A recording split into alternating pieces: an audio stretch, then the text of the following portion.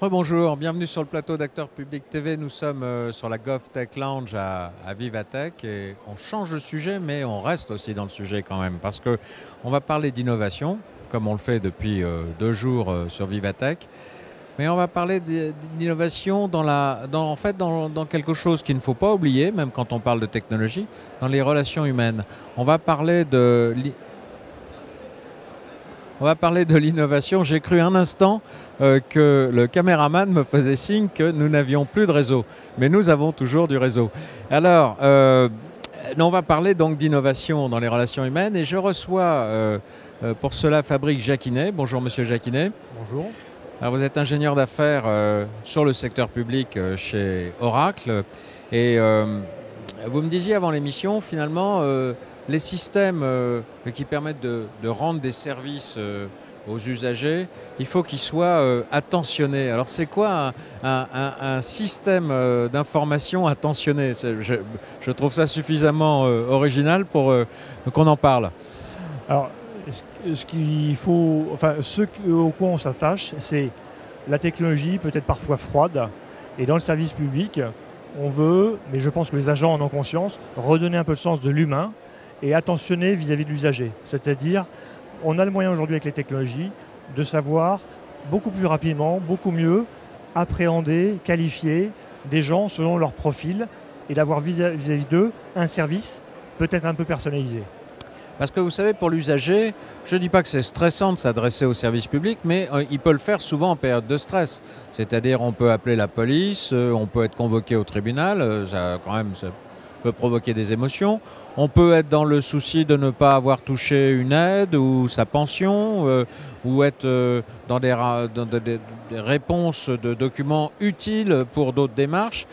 Et donc, je crois que cette notion d'attention du service public à l'égard des usagers, elle est importante. Mais comment on intègre ça dans un système d'information ?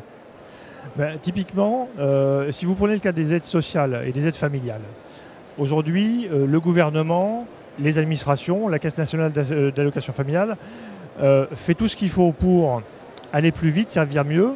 Et ils ont une préoccupation, c'est de diminuer le taux de non-recours. À partir du moment où un dispositif est voté, il faut s'assurer que tout le monde peut y avoir accès. Donc comment fait-on avec les gens éloignés du numérique? Et comment fait-on pour avoir du temps? C'est-à-dire aller très vite pour implémenter ces nouvelles aides, permettre aux gens de savoir s'ils ont droit à quelque chose et de les servir correctement et rapidement et au plus juste.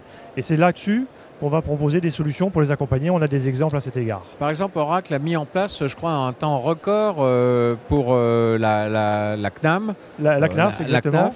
La CNAF, pardon, oui, bien sûr. Alors, ce qui est intéressant, c'est que la distribution des aides on va dire le plan Macron, mais enfin des mesures gouvernementales annoncées par le président Macron en fin d'année dernière, et avec cette promesse que dès janvier, il a fallu qu'on y arrive. Voilà. Alors, l'histoire a commencé en 2015, quand le gouvernement a décidé de la mise en place de la prime d'activité.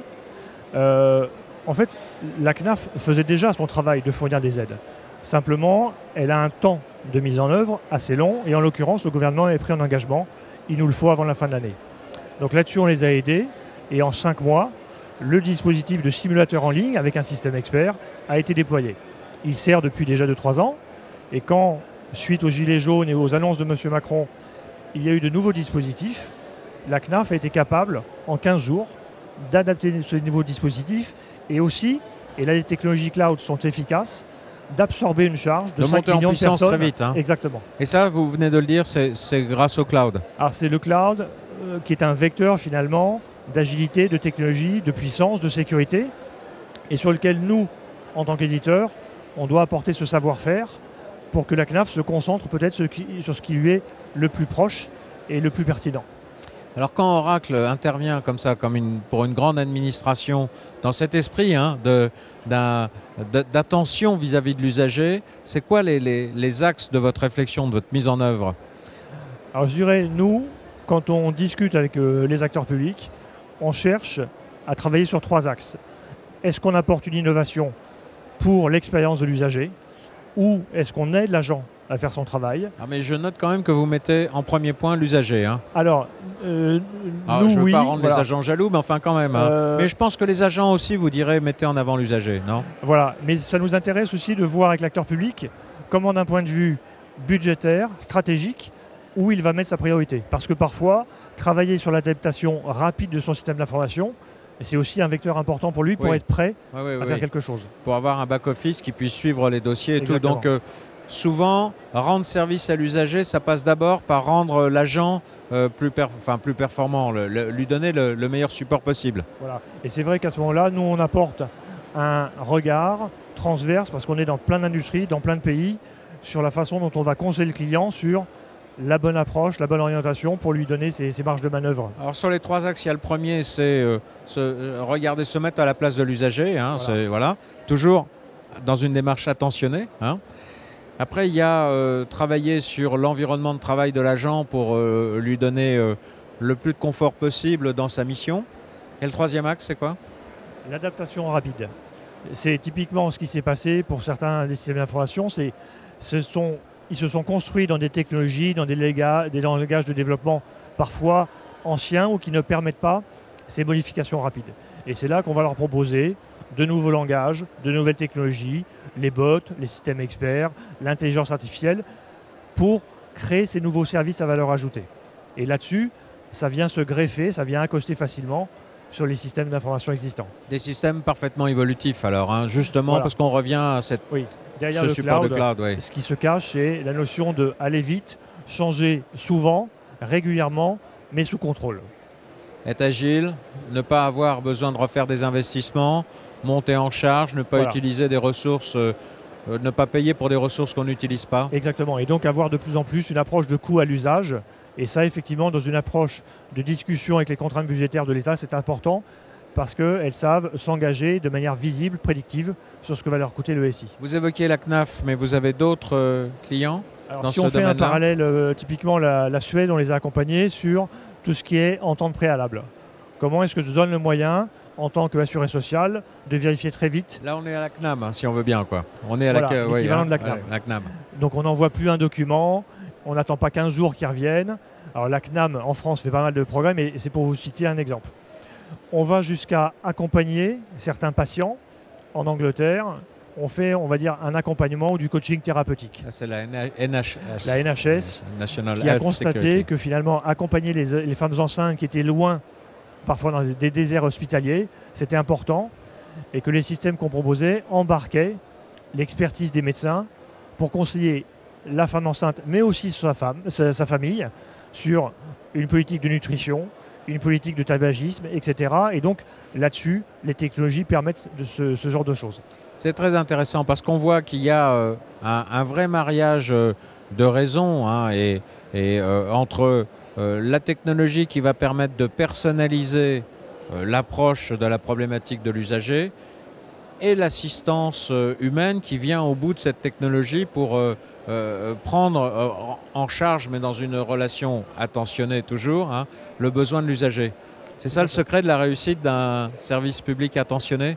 C'est le secret, mais limite, je dirais que c'est le moteur principal. C'est qu'à un moment donné, on évolue. Tech for Good, c'est un exemple de ça.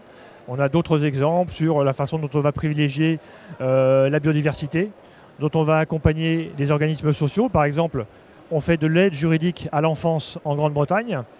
Donc comment est-ce que les différents accompagnants sociaux d'un enfant en situation difficile peuvent à tout moment recourir à la bonne expertise juridique pour savoir qui prévenir, comment accompagner, comment faire.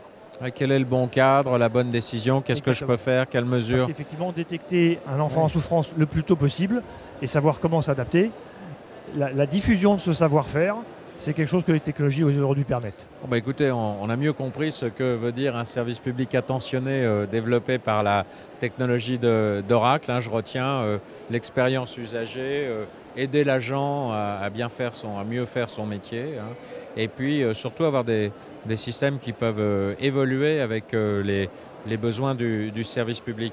Et je voudrais mentionner, alors merci Fabrice Jacquinet pour ces explications, et puis je voudrais mentionner pour nos téléspectateurs l'existence, et ce qui prouve bien que Oracle a ce souci de la relation humaine, ce petit ouvrage qui s'appelle Be More Human.